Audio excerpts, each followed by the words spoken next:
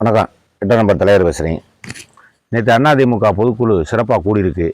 பொதுக்குழு கூட்ட முடியாது, பெரிய பிரச்சனை வரும், தினகரனையும் சசிகலாவையும் சேர்க்க சொல்லி ஓபிஎஸ் சேர்க்க சொல்லி பெரிய பிரச்சனையெல்லாம் பண்ணுவாங்க அப்படின்னு சமூக ஊடகங்கள்லாம் பேசிக்கிட்டு இருந்தாங்க. பத்திரிகையிலையும் கூட எழுதியிருந்தாங்க.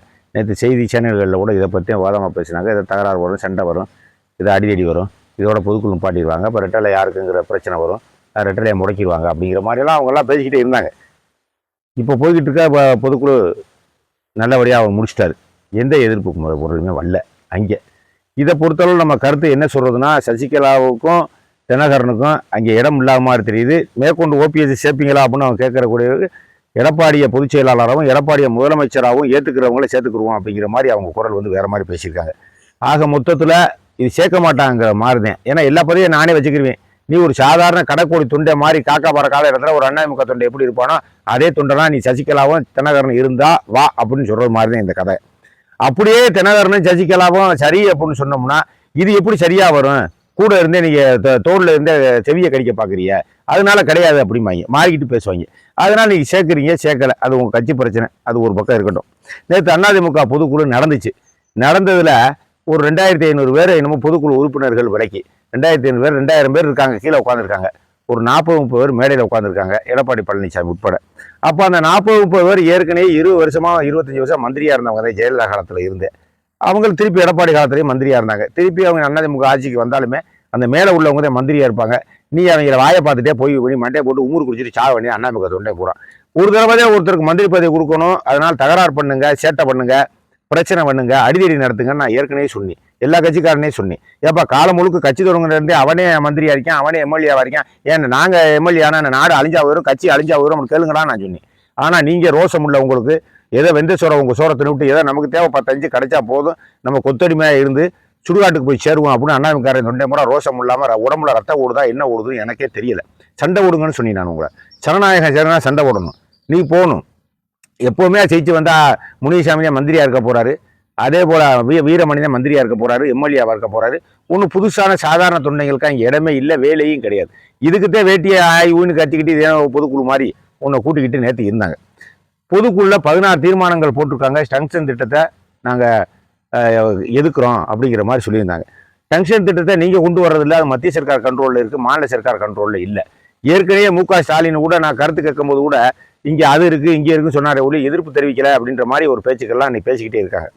சட்டசபையிலையும் கூடி, தமிழ்நாடு சட்டசபையிலையும் கூடி நாங்கள் எதுக்குறோம், நாங்கள் வரவிட மாட்டோம் அப்படின்னு ஒரு தீர்மானமாக கொண்டு வந்திருக்காங்க. சட்டசபையில் பேசின எடப்பாடி பழனிசாமி கூட மத்திய சர்க்காருக்கு எதிர்த்தாப்புல கண்டித்து பேசலை, ஸ்டாலினத்தை கண்டித்து பேசினாங்க. ஸ்டாலின் கூட எடப்பாடி பழனிசாமியத்தை கண்டித்து பேசினாரே ஒழிய மத்திய சர்க்காரை கண்டித்து பேசலை. ஏன் மத்திய சர்க்காரை கண்டித்து பேச மாட்டேங்கிறீங்க? யாருமே அவங்க புலியா கரடியா சிங்கம்மா மோடியும் உங்களை அமித்ஷாவும் முழுகி போடுவாங்களா அவங்கள 2 பேரையும்? என்ன காரணம்? 2 பேருமே பம்மாத்து காட்டில என்ன காரணம்? இதுக்கடையில் தீர்மானம் வேற போட்டுக்கிறீங்க. சட்டசபையில் தீர்மானம் போட்டு அந்த காரியம் தொலைச்சு அதை பார்த்துக்க, அதே உங்களுக்கு அறிவுரை.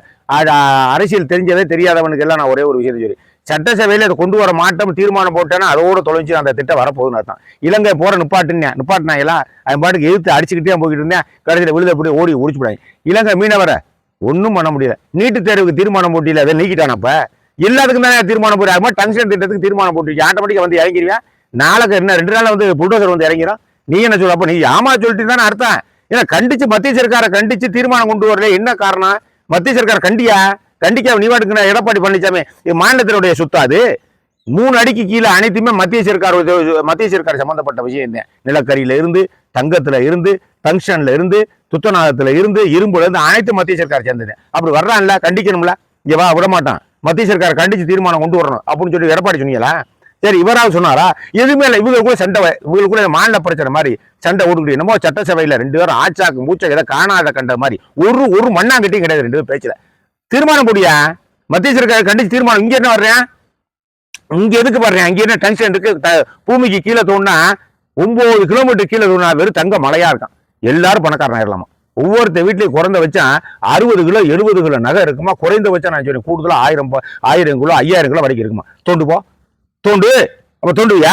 அப்ப அதுக்கு என்ன பண்றது? எல்லாத்தையும் அந்த இருக்கக்கூடிய 20 கிலோமீட்டர் ஜனங்களை கூட வெளியேற்றினா அகதிகளா? எங்கே போறது?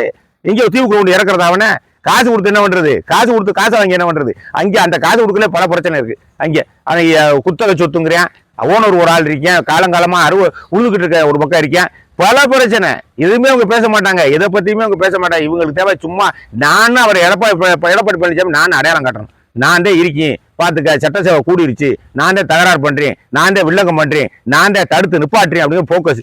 இவர் உடனே நான் ஆட்சியில் இருக்கிற வரைக்கும் அது நடக்காது, அது முடியாதுன்னு சொல்லல. மத்திய சர்க்காரை கண்டிச்சு தீர்மானம் போடு. அது ஏன் போட மாட்டேங்கிறீங்க? 2 பேரும் என்ன நாடகமா, சினிமா சீரியலா? ஏப்பா சினிமா சீரியல் பாண்டியன் ஸ்டோரா? நாடகமா? அது நாடகம் நடத்தியா 2 பேரும்? இது சரியா வராது பாத்துக்க. உண்மையா அரசியல் பண்ணுங்க, உண்மையா நிர்வாகம் பண்ணுங்க. எத்தனை சொல்லி 2 பேரும் மோசடியா ஒரு தீர்மானம் போடுறதுக்கு அவர் கொண்டு வரீங்கிறது. நேற்று கூட மாநில சர்க்காரத்தையும் கண்டிச்சிருக்காரு அதிமுக பொதுக்குழு, மத்திய சர்க்காரை கண்டிக்கவே இல்லை. மத்திய சர்க்காரை கண்டிக்கணுமியா?